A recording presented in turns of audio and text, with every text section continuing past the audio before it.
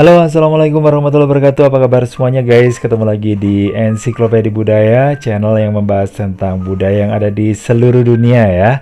Dan kali ini saya akan ngobrolin tentang sejarah atau zaman keemasan negeri Belanda. Oke, sebelum itu jangan lupa ya untuk like, subscribe, komen, dan juga share untuk mendukung channel ini. Oke guys, ngobrolin soal sejarahnya Belanda. Nah, Belanda itu sebelum menjadi sebuah negara seperti sekarang ini, Belanda itu memang bukan negara yang kaya banget ya.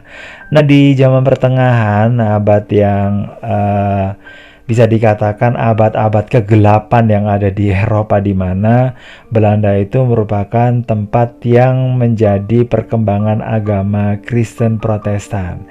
Nah, di abad pertengahan guys, daerah yang sekarang ini bernama Belanda, wilayah ini sebenarnya terdiri dari sekelompok daerah pemerintahan para hertog yang dijadikan daerah otonom ya, yaitu daerah Gelre dan juga Brabant, dan wilayah-wilayah yang diperintah oleh para graaf yaitu Holland dan Zeeland, serta ada juga daerah keuskupan yang namanya Utrecht ya, di bawah pemerintahan Karel kelima ini tahun 1500 sampai 1558. Daerah ini disatukan dengan Belgia dan Luxembourg ya, dan sekarang ini disebut sebagai tanah-tanah rendah, yang waktu itu merupakan sebagian dari kerajaan besar Burgundia Habsburg.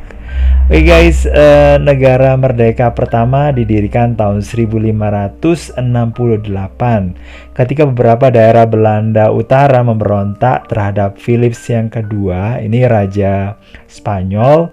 Tuan tanah Burgundia Habsburg ini kemudian memberontak guys ya. Nah, pemberontak ini dipimpin oleh Pangeran Willem van Oranje yang dikenal sebagai Bapak Tanah Air dalam sejarah Belanda. Itulah permulaan perang kemerdekaan 80 tahun. Nah, dalam perdamaian Münster tahun 1648, Republik Persatuan 7 wilayah Belanda diakui sebagai negara merdeka. Nah, dalam abad ke-17 mulailah pedagang-pedagang Belanda mendirikan pos-pos perdagangan di seluruh dunia. Nah, perluasan perdagangan dan pelayaran yang pesat boleh dikatakan merupakan ciri khas dari abad ke-17-nya Belanda, atau bisa disebut sebagai zaman keemasan ya guys ya. Nah, perusahaan-perusahaan dagang yang terkenal seperti VOC atau Verenigde Oost-Indische Company atau Kompani Hindia Timur atau Kongsi Dagang India Timur untuk perdagangan dan juga sebenarnya sih penjajahan ya di wilayah timur seperti yang ada di Indonesia, dan West Indische Company atau Kongsi Dagang Hindia Barat untuk perdagangan dan juga penjajahan di wilayah Afrika dan Amerika, dan selanjutnya juga mengurusi New Amsterdam yang sekarang menjadi New York gitu guys. Oke guys, ngobrolin soal zaman keemasannya. Nah, pada tahun 1667, ini merupakan zaman keemasan bagi negeri Belanda ya, karena perkembangan di bidang usaha dagang, industri, seni rupa, dan ilmu pengetahuannya.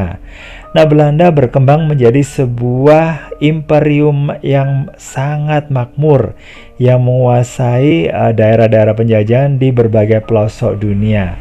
Nah, ini yang seperti yang saya katakan tadi, ada VOC atau Kongsi Dagang Hindia Timur atau Verenigde Oost-Indische Company. Ini merupakan perusahaan komersial terbesar di dunia pada abad ke-17 ya. Dan ini membuat Belanda akhirnya juga menjadi sangat kaya ya waktu itu.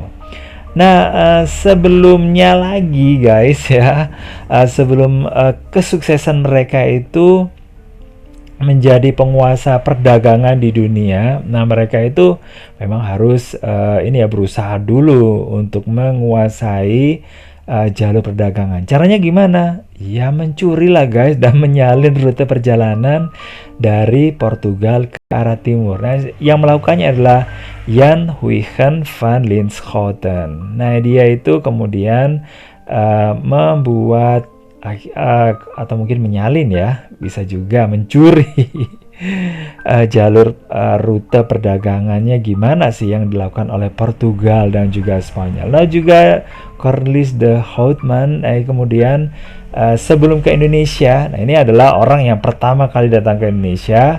Nah, sebelumnya guys, dia itu mempelajari rute ke arah Indonesia atau Nusantara waktu itu ya, sebutannya. Nah, itu selama 6 bulan guys di Spanyol, karena Belanda perlu rempah-rempah. Dan akhirnya dia cari tempat yang tidak tumpang tindih dengan yang dilakukan oleh Portugal ya. Kalau Portugal itu jalurnya dari arah Lisabon menuju ke arah Afrika, pesisir barat Afrika, kemudian ke pantai selatannya yang ujung ya di Afrika Selatan, terus kemudian menuju ke Hindia, ke Malaka ya. Sementara orang Belanda mungkin hampir mirip ya, tapi dia nggak mungkin lah dia ke India dulu, mampir ke India, tapi dia mencari jalur lagi langsung menuju ke Banten dan akhirnya tiba di Banten tanggal 27 Juni 1596. Tapi apa sih yang dia lakukan? Dia memang arogan ya, dan juga para orang-orang pedagangnya itu arogan. Akhirnya ditolak guys di Banten. Kemudian akhirnya dia menuju ke Bali dan memang mendapatkan rempah-rempah ya, tapi nggak seperti yang dia inginkan. Akhirnya dia ke Aceh, dan di sana akhirnya Cornelis de Houtman ini ditangkap ya dan ditahan, serta akhirnya dipenggal kepalanya karena terlibat konflik. Nah, di sana juga dia mengajak ada seorang tokoh namanya Frederick. Nah, ini Frederick ini merupakan saudara ya. Nah, saudara dari Cornelis de Houtman. Nah, saudaranya ini kemudian menyusun kamus Belanda pertama, dan dia memang benar-benar ini ya sangat berguna. Dan dia ketika memang waktu itu dia ditangkap guys ya, tapi dibebaskan sama seorang saudagar Belanda ya, karena memang kebutuhan Belanda tentang lada hitam, informasi-informasi, dan juga pala itu sangat tinggi ya. Jadi rempah-rempahnya sih sebenarnya yang sangat dibutuhkan, dan juga informasinya untuk menguasai lada hitam dan pala. Jadi gitu guys. Dan akhirnya mereka mulai belajar untuk bagaimana caranya menguasai Indonesia, karena Indonesia itu bisa dikatakan adalah ladang emasnya Belanda ya. Jadi bisa dikatakan segenggam lada hitam bisa terjual seperti segenggam emas. Jadi itu memang benar-benar sangat membuat Belanda sangat kaya raya, dan akhirnya ya bisa membuat kemakmuran ya bertambah, yang menyebabkan kebudayaan tumbuh semarak. Jadi gitu ya guys ya. Nah, ini khususnya seni lukis juga berkembang loh guys ya. Waktu itu ada Rembrandt, Vermeer, Frans Hals ya. Akhirnya juga terdukung dengan adanya mungkin perdagangan ya. Nah, ini sekilas tentang zaman keemasan Belanda yang ternyata mereka nggak lepas dari negara kita ya. Oke guys, makasih banget untuk ini ya, sudah menonton. Jangan lupa untuk like, subscribe, komen, dan juga share untuk mendukung channel ini. Dan saya akhiri, wassalamualaikum warahmatullahi wabarakatuh. Bye bye.